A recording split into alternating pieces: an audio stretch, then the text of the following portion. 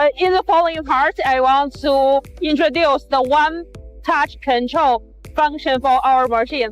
Now we have solved the problem for example, after-sale problem in no matter which place you are in, we can solve the after-sale problem. But on the condition, you need to connect the following part. First, on the PLC, you need to connect the SM card or Wi-Fi connection here. This part puts the SM card. This part, if you have the Wi-Fi connection, please insert the plug-in here. And then we can remote the cell phone app, computer app, and the PLC control at the same time. But this way we can solve the problem. Now I will show you the actions.